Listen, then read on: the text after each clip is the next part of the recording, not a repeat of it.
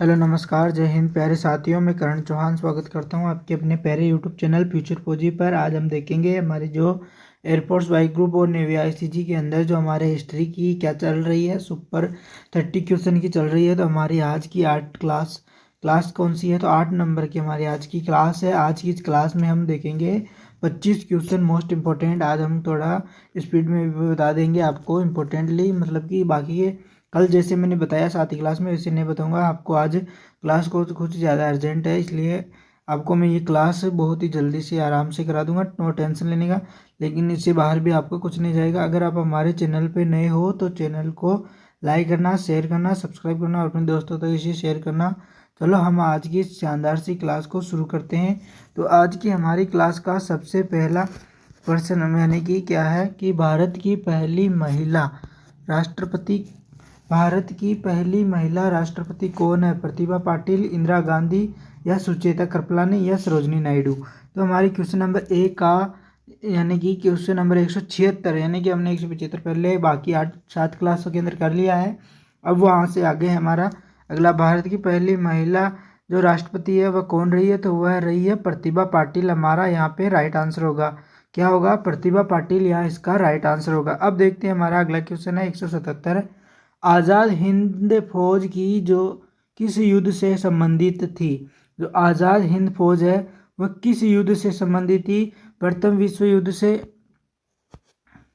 आज़ाद हिंद फौज ने किस युद्ध से संबंधित है? तो प्रथम विश्व युद्ध से, दूसरे से, या 1857 की क्रांति, या फिर अफगान युद्ध से।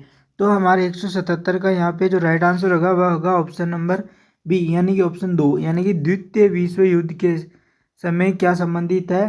तो द्वितीय विश्व युद्ध से कौन संबंधित है? आज़ाद हिंद फौज। अब देखते हैं हमारा 178वां नंबर का क्वेश्चन है, दिल्ली चलो का जो नारा है, दिल्ली चलो का नारा किसने दिया? बोस ने दिया, या भगत सिंह ने दिया, या पटेल ने दिया, या फिर तिलक ने दिया। तो हमारे जो क्वेश्चन नंबर 178 है इसका जो राइट आंसर होगा वह होगा बोस, यानी कि सुभाष चंद्र बोस ने ही क्या दिया? दिल्ली चलो का नारा किसने दिया? तो सुभाष चंद्र बोस ने ही दिया। अब हमारा अगला प्रश्न है कि 179 वह प्रश्न क्या है कि 1857 के विद्रोह का जो नेता है वह दिल्ली में कौन था? तो दिल्ली के अंदर थे बहादुर शाह जफर। कौन था? बहादुर शाह जफर।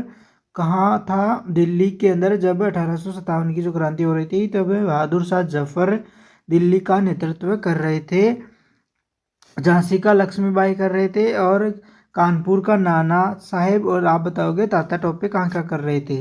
अब हम देखते हैं हमारा अगला क्या है कि का विद्रोह झांसी में कौन था? नहीं, तात्या टोपे या लक्ष्मीबाई या नाना साहेब।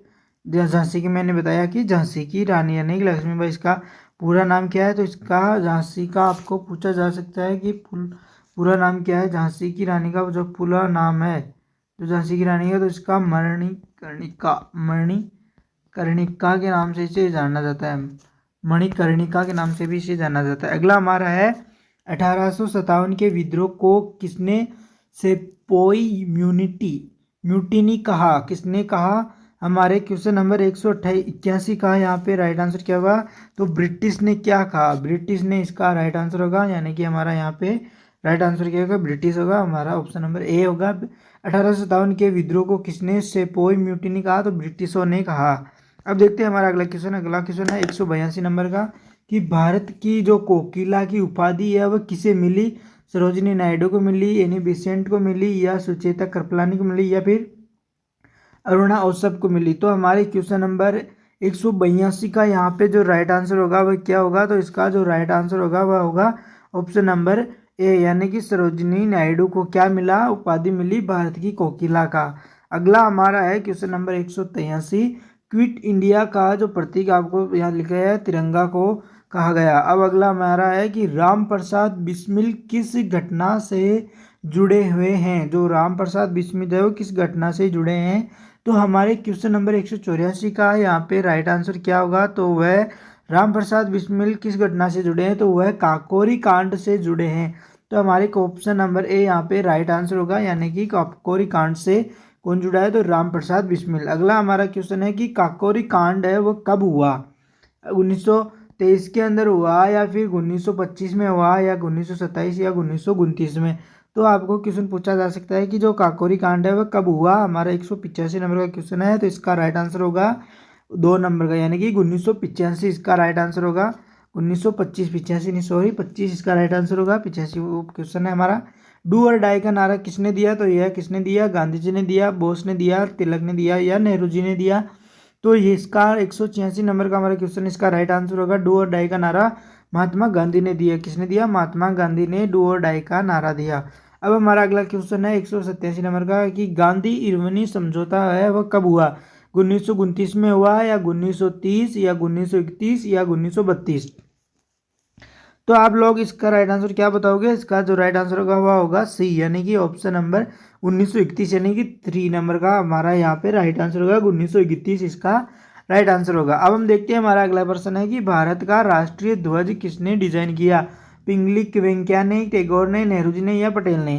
तो हमारे क्वेश्चन नंबर 188 का यहाँ पे जो राइट आंसर होगा वह होगा ऑप्शन नंबर ए, यानी कि पिंगली वेंकैया ने क्या किया, भारत का राष्ट्रीय ध्वज का डिजाइन किया। अगला हमारा क्वेश्चन है कि 189 नंबर का क्वेश्चन है, सरदार की उपाधि किससे मिली। पटेल को मिली, नेहरू जी को मिली या फिर राजेंद्र प्रसाद या गांधी जी को। इनमें से किसको, पटेल यानी सरदार वल्लभ भाई पटेल के नाम से हम किसे जानते हैं, तो पटेल को जानते हैं। तो हमारे 189 का यहाँ पे राइट आंसर क्या है, तो ऑप्शन नंबर ए इसका राइट है। अगला है लोहा पुरुष के नाम से भी किसे जाना जाता है, तो सरदार वल्लभ भाई पटेल को जाना जाता है। इसका राइट आंसर क्या होगा, ऑप्शन नंबर ए।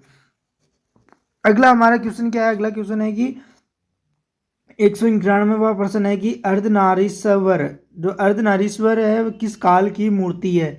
अर्धनारीश्वर यानी जो आधा नारी है और आधा पुरुष है, तो किसकी यह मूर्ति, किस काल की मूर्ति है, वह गुप्त काल की मूर्ति है या मौर्य या फिर संगम काल की है या कुषाण काल की है। तो हमारे 191 का यहाँ पे जो राइट आंसर होगा वह क्या होगा। इसका राइट आंसर हम क्या बताएंगे, ऑप्शन नंबर ए इसका राइट आंसर होगा, यानी कि इसका गुप्त काल होगा। अब देखते हैं हमारा अगला क्वेश्चन। अगला क्वेश्चन है कि नालंदा विश्वविद्यालय का निर्माण किसने कराया। जो नालंदा विश्वविद्यालय हुआ था उसका जो निर्माण है वह किसने कराया। नालंदा विश्वविद्यालय का निर्माण किसने करवाया, कुमार गुप्त ने करवाया था, अशोक ने कराया था, समुद्रगुप्त ने या हर्षवर्धन ने। तो हमारे क्वेश्चन नंबर 192 का यहाँ पे राइट आंसर होगा बी, यानी कि सॉरी बी नहीं होगा, इसका जो राइट आंसर होगा वो ए होगा, यानी कि कुमार गुप्त। कुमार गुप्त ने ही क्या करवाया था, नालंदा विश्व। अशोक तो कलिंग युग के बारे में है, उसके बारे में अलग है, वह वो गुप्त वंश में नहीं आता है, वह अशोक अलग है। अब देखिए हमारा अगला क्वेश्चन है 193, हर्षवर्धन की जो राजधानी है वह कहाँ थी। हमारे 193 नंबर का क्वेश्चन है, इसका राइट आंसर क्या होगा। तो क्वेश्चन नंबर 193 का राइट आंसर क्या होगा, इसका कन्नौज राइट आंसर होगा, यानी कि ये हमारे हर्षवर्धन की जो राजधानी थी वह कहाँ थी, तो वह कन्नौज थी। अगला हमारा क्वेश्चन है 194 नंबर का कि गुप्त वंश का स्वर्ण युग किसे कहा जाता है। गुप्त वंश का स्वर्ण युग किसे कहा जाता है। चंद्रगुप्त प्रथम को, समुद्रगुप्त को, चंद्रगुप्त द्वितीय को, या कुमार गुप्त को। तो हमारे क्वेश्चन नंबर 194 का यहाँ पे राइट आंसर क्या होगा, चंद्रगुप्त द्वितीय को क्या कहा जाता है, स्वर्ण युग। किस युग, किस काल मतलब किस गुप्त वंश का स्वर्ण युग कहा जाता है। तो चंद्रगुप्त द्वितीय के युग को स्वर्ण युग के नाम से भी जाना जाता है। हमारा अगला प्रश्न है 195 नंबर का कि इलाहाबाद स्तंभ लेख किससे संबंधित है। समुद्रगुप्त से, अशोक से, हर्ष से या बिंबिसार से। क्वेश्चन नंबर हमारे 195 का जो यहाँ पर राइट आंसर होगा वो क्या होगा, तो समुद्रगुप्त से क्या स्तंभ लेख है, जो इलाहाबाद का स्तंभ लेख है वहाँ पर समुद्रगुप्त के बारे में चर्चा की हुई है। अब हमारा क्वेश्चन नंबर है 196 क्वेश्चन है कि बुद्ध का जन्म कहाँ हुआ। लुम्बिनी में, सारनाथ में, कुशीनगर में या गया में। तो कहाँ हुआ बुद्ध का जो जन्म। क्वेश्चन नंबर 196 का राइट आंसर क्या होगा, तो इसका राइट आंसर ए होगा, यानी कि लुम्बिनी के अंदर बुद्ध का क्या हुआ, जन्म हुआ। अब हमारा अगला क्वेश्चन है 197 नंबर का कि बुद्ध ने ज्ञान कहाँ प्राप्त किया। गया में, कुशीनगर में, सारनाथ में या सरस्वती में। तो बुद्ध ने जो ज्ञान का प्राप्त किया वह हमारा कहाँ किया, तो वह गया में किया। हमारा ऑप्शन नंबर ए यहाँ पे राइट है। अगला हमारा क्वेश्चन है कि बुद्ध ने प्रथम उपदेश कहाँ दिया। सारनाथ में दिया, गया में दिया, कुशीनगर में दिया या वैशाली में दिया। तो हमारे क्वेश्चन नंबर यहाँ पे 198 का राइट आंसर होगा, सारनाथ के अंदर बुद्ध ने क्या दिया, प्रथम उपदेश दिया। हमारा ऑप्शन नंबर ए यहाँ पे राइट आ गया। अगला हमारा क्वेश्चन है कि जैन धर्म के 24वें तीर्थंकर कौन थे। तो इसका आप सभी को ज़्यादातर मालूम है कि महावीर, स्वामी थे जैन धर्म के 24वें तीर्थंकर, और प्रथम कौन थे तो ऋषभेद प्रथम थे, पार्श्वनाथ 23वें थे। अब देखते हैं हम अगला हमारा और आज का लास्ट क्वेश्चन है। इसके बाद हमें हो सकता है हम चढ़ा सकते हैं, यानी कि जो हमारे जो ये क्लासेज हैं वो अपलोड कर सकता हूँ मैं इसमें, या फिर हम अब या तो स्टैटिक जीके की या पॉलिटिक की क्लासें मैं अपलोड करूँगा। यहाँ पे क्वेश्चन की महावीर का जो निर्माण स्थान कौन सा है, पावापुरी, वैशाली, राजगीर या श्रावस्ती। तो महावीर का निवारण यानी कि निर्वाण स्थान यानी कि जहाँ वो उसने ज्ञान मृत्यु हुई तब, तो वह पावापुरी के अंदर हुई थी इसकी मृत्यु। तो हमारे आज की इतने ही काफ़ी, हमारे आज के 25% हमने बहुत ही स्पीड के अंदर पढ़ा दिए, 10 मिनट के अंदर 25 क्वेश्चनों के बारे में बताया, क्योंकि हमने कल उनके 3 ऑप्शनों के बारे में चर्चा करी थी। आज हमें इन 3 ऑप्शनों के बारे में चर्चा नहीं की है, हमें कुछ अर्जेंट भी काम है, इसलिए मैं आपको इम्पोर्टेंटली आपको जितने एग्ज़ाम के ओरिएंटेड आपको क्वेश्चन करा दिए हैं। तो हमें कमेंट बॉक्स में बताना है कि ये छोटी सी क्लास कैसी लगी। अच्छी लगी तो लाइक करना, शेयर करना, सब्सक्राइब करना और अपने दोस्तों तक इसे ज़्यादा से ज़्यादा शेयर करना। Thank you. जय हिंद, जय भारत। आज की क्लास हम यहीं तक रखते हैं।